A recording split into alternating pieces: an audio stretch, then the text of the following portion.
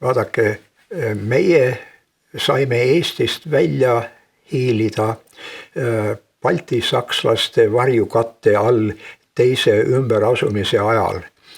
Ja see juhtus niiviisi, et minu isa tundis hirmu Nõukogude režiimi eest, kuna tema oli olnud noorest peast ohvitser tsaariarmees, siis ohvitser Kerenski armees, kus ta võitles punaste vastu, ja siis lõpuks ohvitser Eesti Vabadussõjas, kus ta oli teise ratsarügemendi adjutant, ja hiljem peale Vabadussõda ta oli reservohvitser ja tal olid taskus mobilisatsioonikäsud, et minna Võrusse juhul, kui vile puhub.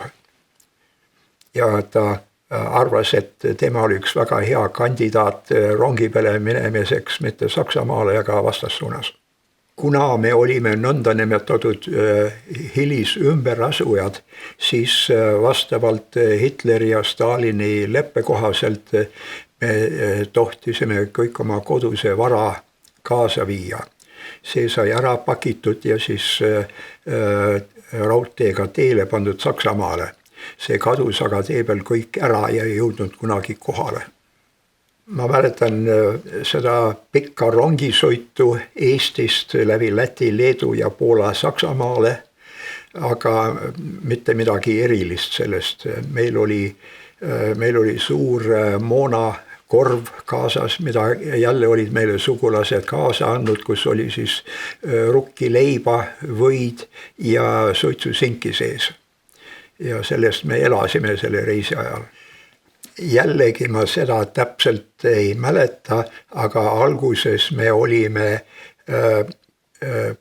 mõnda aega praeguses Brandenburgis ja seal mul on meeles kohanimed nagu Gadebusch. Ja siis sealt me läksime hiljem edasi lõuna või Edela-Saksamaale õieti Freiburgi linna.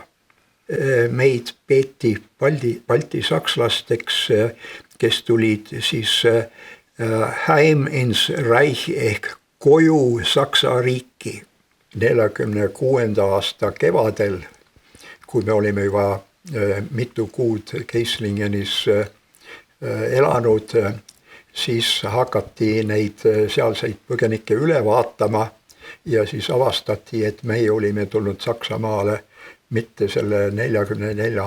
aasta põgenike lainega, vaid 41. aastal, vabandust.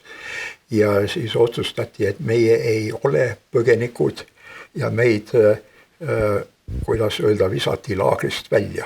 Kuna Keislingeni linn oli elanike poolt üle paisutatud, kuna see linn pidi majutama kõiki neid sakslasi, keda sealt laagris piirkondadest välja visati.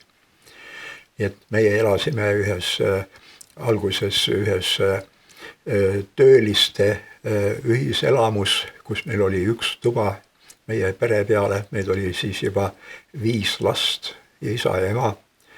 Ja õnneks, kuna toitlustusolukord oli väga halb, siis Eesti laagri juhatus Keislingenis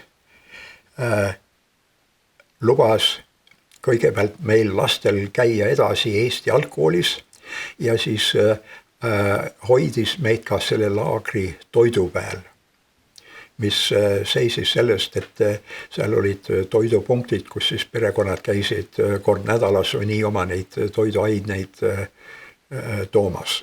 Ja see aitas meid seal peale sõjaaegsest väga kitsastes oludes Saksamaal ära elada.